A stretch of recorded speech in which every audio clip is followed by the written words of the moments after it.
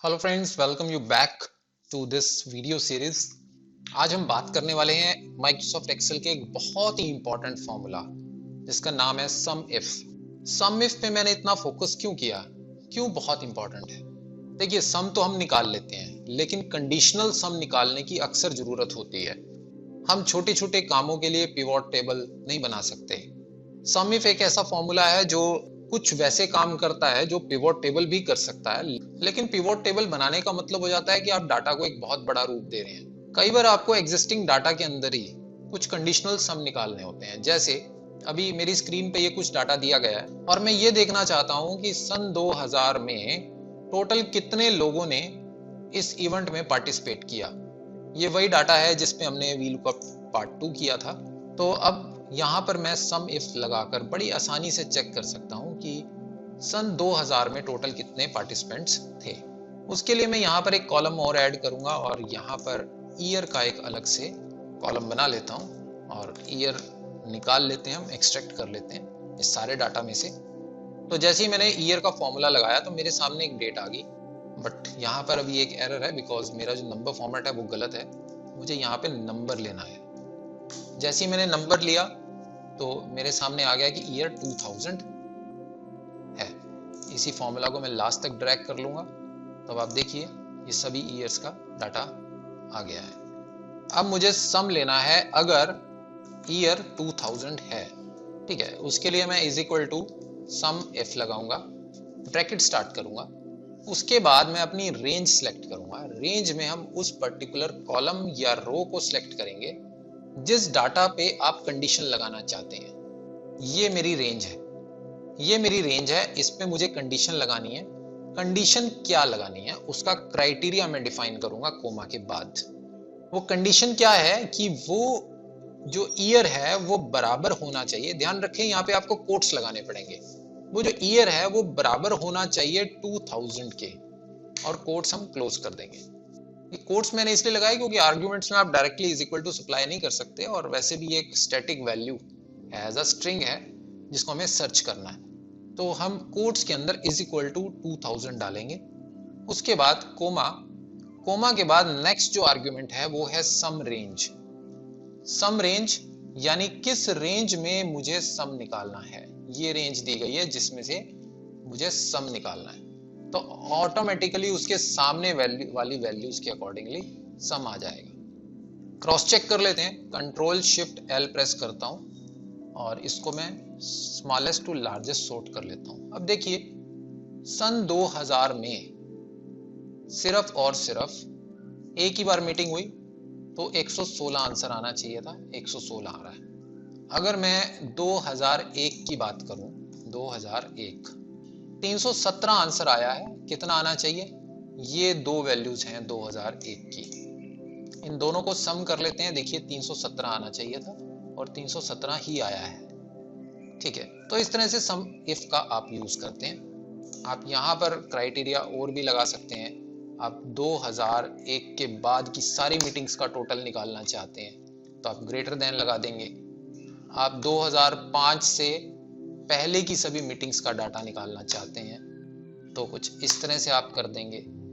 ठीक है, जरूरी नहीं है कि न्यूमेरिकल डाटा आपको निकालना है।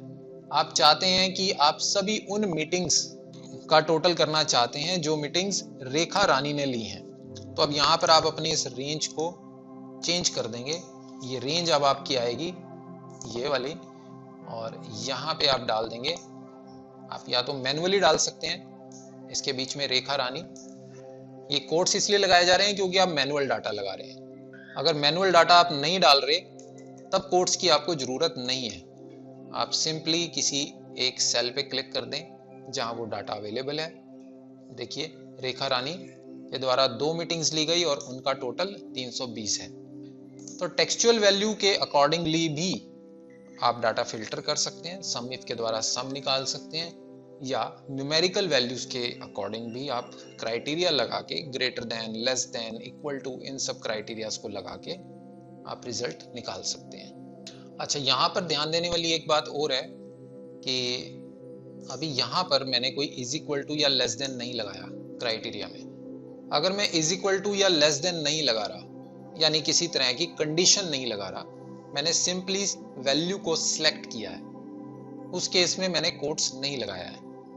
अगर मैं सिंपल वैल्यू सिलेक्ट करने के केस में कोट लगा दूंगा तो आपको कभी भी आंसर नहीं मिलेगा। ये देखिए आंसर नहीं मिल रहा। तो अगर आपका कंडीशन सिंपल कोई टेक्सचुअल वैल्यू है तो आप बिना कोट लगाए उस वैल्यू को सिलेक्ट कर लें इस टाइप से, या फिर कोट्स में पूरा वैल्यू लिख दें इस टाइप से। ठीक है, दोनों केस में आपको रिजल्ट मिलेगा। पहला केस ये है और दूसरा केस ये है कि बिना कोट्स के आप सिंपली उस सेल पर क्लिक कर दें। ये वो एरर्स हैं जो अक्सर स्टूडेंट्स करते हैं, इसलिए मैं थोड़ा स्पेसिफाई कर रहा हूँ। दूसरी चीज, अगर न्यूमेरिकल वैल्यू है तब आपको कंडीशंस लगानी होंगी, जैसा कि पिछले केस में था जब हमने डाटा को यहां से फिल्टर किया था।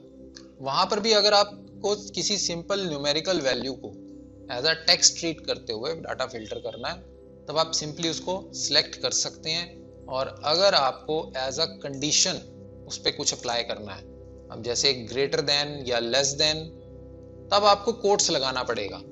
अगर मैं यहाँ देखिए डायरेक्ट ग्रेटर देन लगा के एंटर करता हूं तो एरर आ रहा है। ठीक है, अगर मैं कंडीशन अप्लाई कर रहा हूं, ग्रेटर देन कंडीशन मैंने लगाई या इज इक्वल टू कंडीशन लगाई, तो उस केस में आपको कोट्स अप्लाई करना पड़ेगा। लेकिन अगर आप ग्रेटर देन, लेस देन या इक्वल टू कंडीशन लगा रहे हैं तब आप सेल को डायरेक्ट सेल सिलेक्ट मत करें, क्योंकि आपको रिजल्ट नहीं मिलेगा। क्योंकि कोट्स के अंदर जब आप सेल को डायरेक्ट सिलेक्ट कर लेते हैं तो वो स्ट्रिंग में कन्वर्ट हो जाता है। अब ये यहाँ पर B3 नाम के सेल को सिलेक्ट नहीं कर रहा है, यहाँ पे B3 नाम के टेक्स्ट को सिलेक्ट कर रहा है। B3 नाम का टेक्स्ट तो है ही नहीं इसके अंदर। ठीक है, तो यानी अगर आप कंडीशन लगा रहे हैं तो वो कंडीशन आप मैनुअल लगाएंगे इस टाइप से, और अगर आप डायरेक्ट कंडीशन लगा देंगे इस टाइप से तो एरर आएगा। ठीक है, और कोट्स में अगर आप सेल एड्रेस डाल देंगे तो वो as a cell address treat होने की बजाय, तो वो सेल एड्रेस की तरह ट्रीट होने की बजाय एज अ स्ट्रिंग ट्रीट होगा, जिसकी वजह से आपको रिजल्ट नहीं मिलेगा। अब मैं आपको दिखाता हूं।